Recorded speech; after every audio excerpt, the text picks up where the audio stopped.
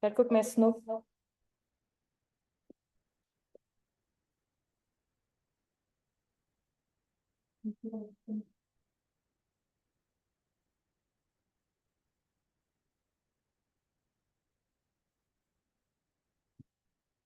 Eu não tenho a produção deste computador ainda.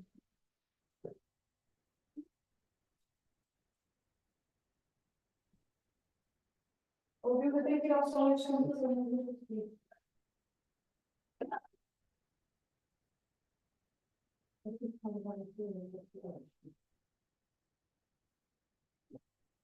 Ok. Não tem muito.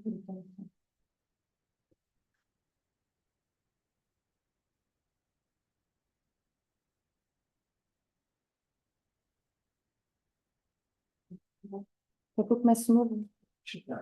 Okay.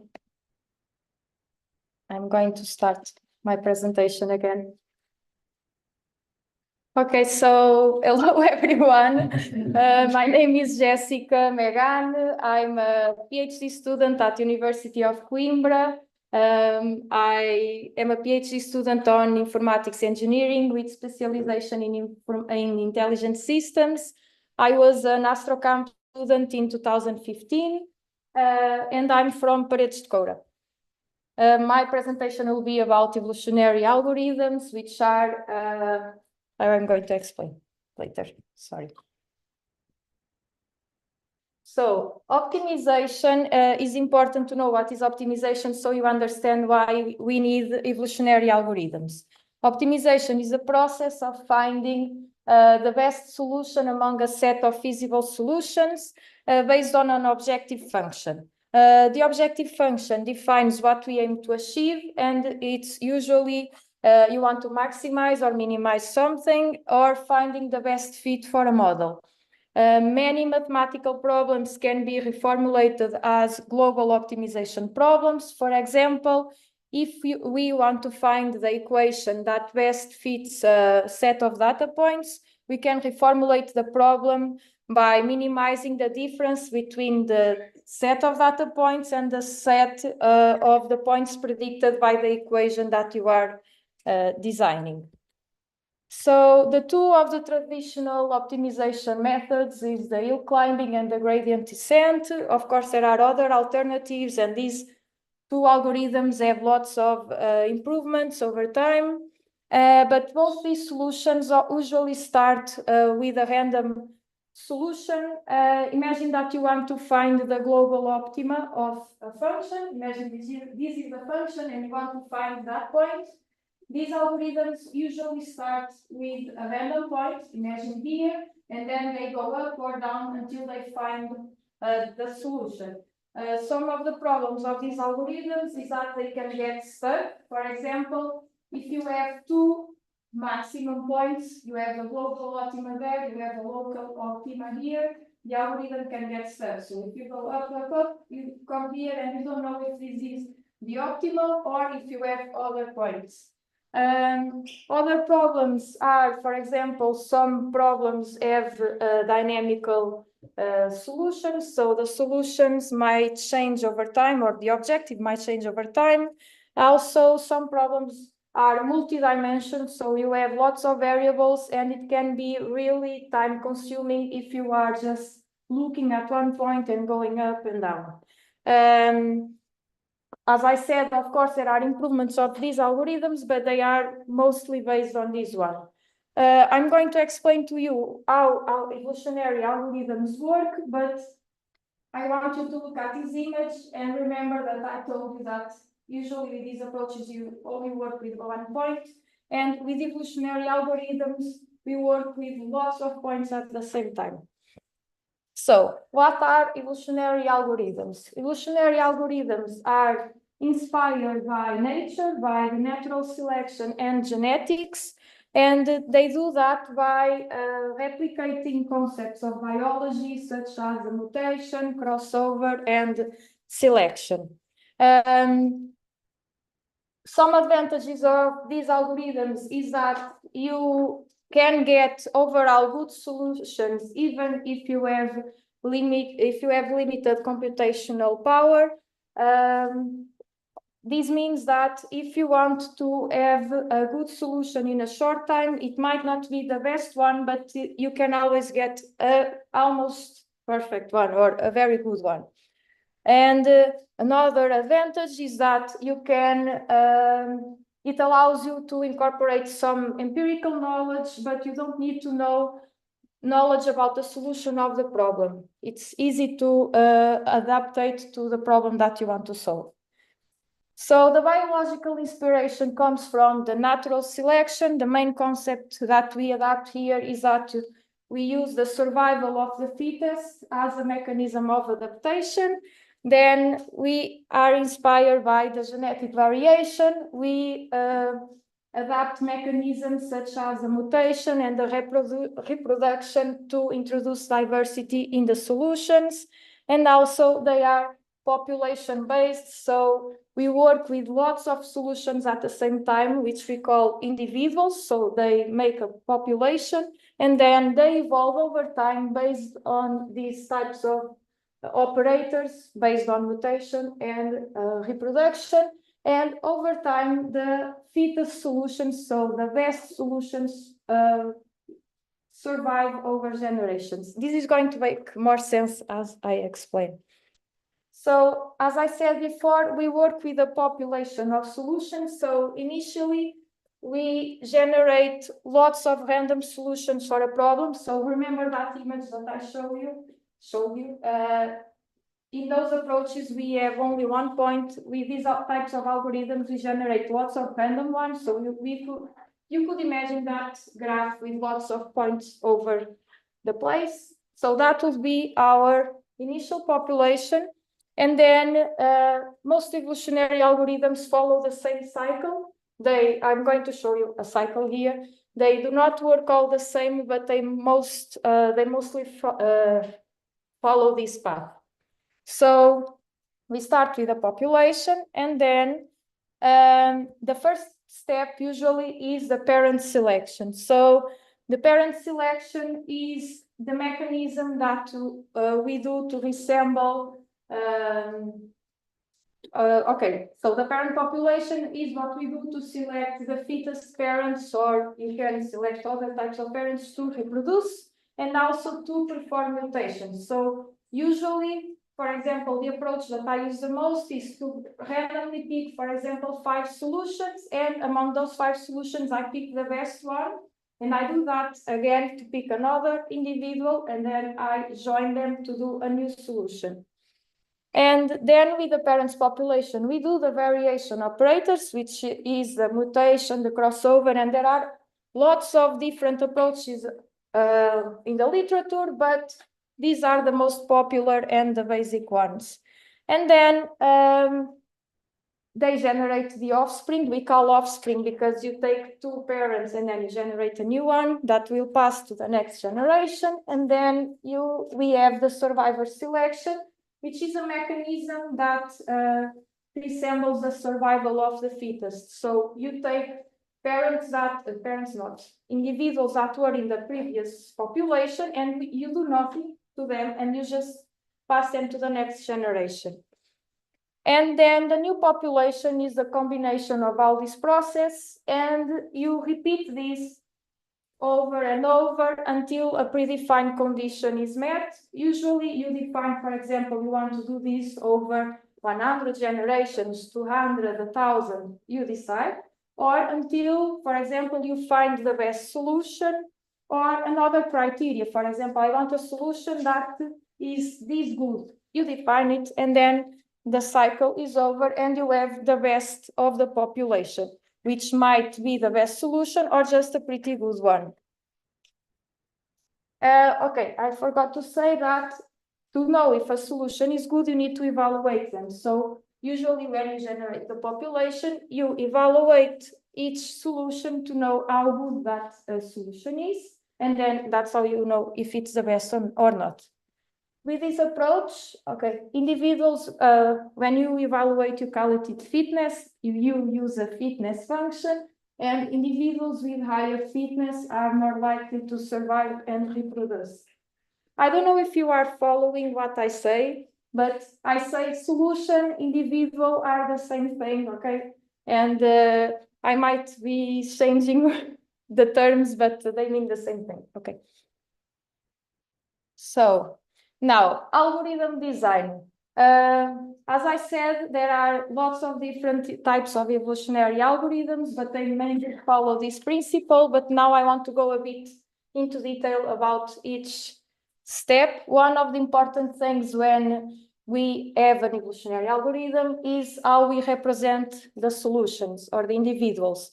Usually we call it the genotype. It's the same as in biology. Usually the individuals are represented as a vector of integers or a vector of reals or a vector of bits. And this is what will represent your solutions. And then it might need to be translated into a solution, or it can be used directly as a solution, as I'm going to show you later. Another very popular type of representation are syntax trees. For example, this tree represents the expression 1 plus x multiplied by 5. And as you see, you cannot use that type, like you cannot do this. How can I say? You can use that type of vector to represent this, but you cannot use this to represent that type of vector. So each type of representation might be needed to different types of problems or different types of algorithms, different approaches. They are all useful for different things. Then the next step is the variation operators. I told you before about mutation and crossover, but how do we do that in computation? So using an individual represented by a vector of bits, one type of mutation that we use is the bit flip mutation. So what we do is that usually we have a probability of mutation that you predefine. Usually is a very low value, because mutation is important to introduce diversity on solutions. So, for example, you already have good solutions, but imagine, put here that graph that I showed you in the beginning, but remember that you have that global optima, and then you have the local optima. Imagine that you have the global optima here, but your solutions are near it, but they are not the best solution. You want to perform small changes so the solution approaches the best one. So mutation is good for this, so you perform small changes. So we use usually a lower value for probability of mutation, so we don't change that much. And usually we choose randomly based on that probability which bits to change, and imagine that these were the ones selected, then they will going to flip to the other bit. Then we have the crossover. Crossover is to simulate the reproduction of two individuals. So you need two, and usually what we do in crossover, like the main idea is to interchange genetic information. So the crossover is good for introducing more diversity and to explore more the search space. So remember that image, we were over here, but imagine that you were in the local optima. If all your solutions are very near the local optima, you might get stuck and you might probably not find the best solution because you are over here. So what we do crossover, so the solutions change a bit more. So maybe one of them is going to approach the best solution, and then we are going to explore more the search space and hopefully find the best solution. So how does crossover work? Randomly, we are going to choose a spot in the genotype. I chose this spot here, and then we can produce one offspring or two offspring. I did just one. And what we do is that we take one part from the parent one part for the parent two, and we do a new individual, a new solution. And then we have the selection of the parents and the survivor selection. So these parts are used so we choose which individuals are going to suffer alterations in order to pass for the next generation. You might ask, why don't we choose just the best solutions to do mutation and crossovers? So you want to introduce a bit of diversity, not always choose the best solution, because otherwise all your solutions are going to be very similar. That's why we do these types of selection. For example, independent selection, these are two of the most common, more popular. Tournament is the one that I mentioned before. You select n number of individuals and you pick the best. So with this approach, you might not pick the best one of the population, but you pick the best one from the batch that you chose. And also we have a roulette wheel where in this one you select from all the population, but they have a probability proportional to their fitness of being selected. So you might also not select the best one. You might select the worst one, but the probability of selecting that one is lower. And then we have the survivor selection, in which we select individuals to pass from one generation to the other without modification. For example, the one that I use always is elitism, where I keep the best 10, 20, 10% usually individuals from one generation to the other. But there are other approaches. For example, the steady state, what we do is that we don't keep individuals from one generation to the other. We simply replace the worst ones by newly generated ones. And also we have a generational approach where we just keep eliminating the old individuals. There are lots of different approaches. We have genetic algorithms, we have genetic programming, which instead of evolving the genotypes, we evolve programs. We have evolutionary strategies, differential evolution, and evolutionary programming. For example, I work with genetic programming, but the version that I work with is very different from this standard one. So if you start looking into more detail into this field, you are going to see that there are like thousands of different approaches with different goals in mind. So now I'm going to show you an example. The first step is to choose a problem, and I decided to do this problem here, which is to generate an image that resembles a target. That target over there is a space invader. And this is going to be the genotype that generates that solution. And you might think, okay, this is pretty simple. Maybe if I just generate random images, I'm going to get that thing. But you will need to generate that amount of images. Remember the number to get that one. Maybe you can get it randomly at first, but I don't think you are going to get it. Remember the number. And step 2, you need to choose an algorithm, and I'm going to choose a standard genetic algorithm, a basic one. And the third step is to design a fitness function. So the fitness function is how you evaluate if your solutions are good or bad. In order to design a fitness function, I decided to divide these into objective and fitness function. So are you keeping attention? Because if you are, I can ask you, do you have any idea what is the objective in this case? To minimize a cost or maximize a gain. Yes, and so you want to minimize or maximize what in this case to generate this robot space invader? Minimize the amount of squares that are incorrect and maximize the squares that are correct. Yes, you can do that. Simplifying, you can just minimize the number of different pixels between each image. So the target image and the one that you generate. And if you convert that to a fitness function, your fitness function will be the number of different pixels between the target and a possible solution, an individual. So these are the parameters that I used in the standard genetic algorithm.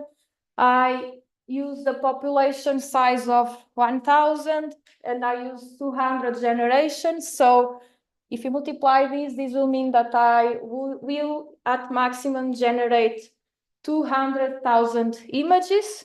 But this doesn't mean that you need to generate that much to get the target. One thing about evolutionary algorithms is that because they are stochastic, you might get it in one run. For example, I can run it now and I can get it in 100 generations, or I might run it later and I get it in 500 generations. I use the probability of mutation lower, like I told you, 10%, a probability of crossover of 90%, and a tournament size of 10, which means that I pick 10 individuals from the batch and I choose the parents according to in between those 10, and then the elitism with size 100, which means that from 1,000 individuals, I keep the 100 best for the next generation, which also means that I'm not going to generate the 200,000 images. I'm going to generate that minus this each generation, because I'm going to keep this, but it's not important. So I generated I generated 100 images, so solutions, individuals, and this was the first generation. So they were all pretty bad. You cannot see what they are. And then I'm going to show you what I got in the last generation. This is just an example. They are 4, and actually these are 4 of the best that I generated in the first. So it's like I generated randomly, I pick the 4 and they are And this was the last generation. I was not able to get the perfect one, but it's almost perfect. There is a pixel over here that should not be, but I was able to get those space invaders, one with 3 eyes, one with 1 eye, and these were among the best. So like I told you in the beginning, you might not get the best solution, but you might get a pretty good one. And I limited my algorithm for 200 generations, but if I left the algorithm just running, probably in more 50 generations, I could get the best one. And now this is a GIF showing the best over the generations. As you see, slowly you start seeing the Space Invaders showing up. Okay, he's here. Also, now I decided to show you an example of mutation and an example of crossover in the Space Invader. So this was the original individual, a random one, and I give a mutation. And what happened is that we have a new pixel here and a new one in the eye. So this is what mutations do. In this case, the mutation was not useful, probably the fitness decreases, but also it can happen the opposite. Maybe you get one pixel there and one another place, and the individual might get better.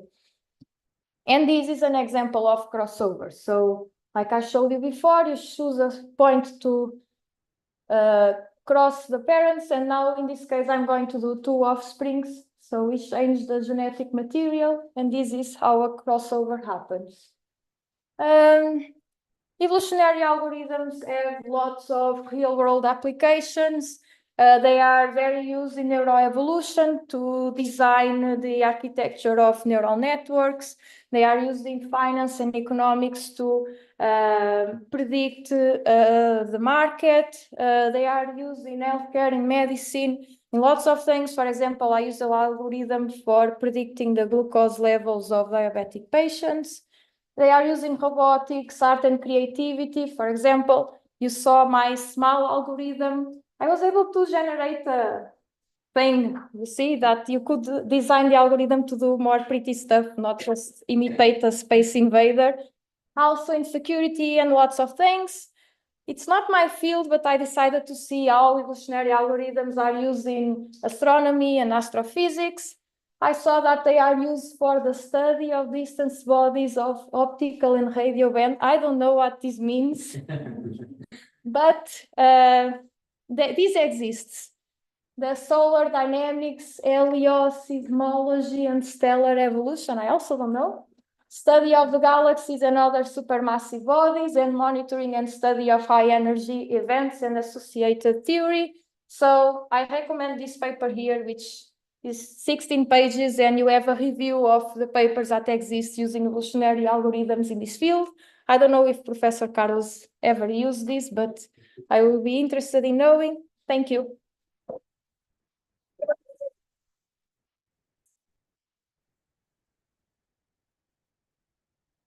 Any questions?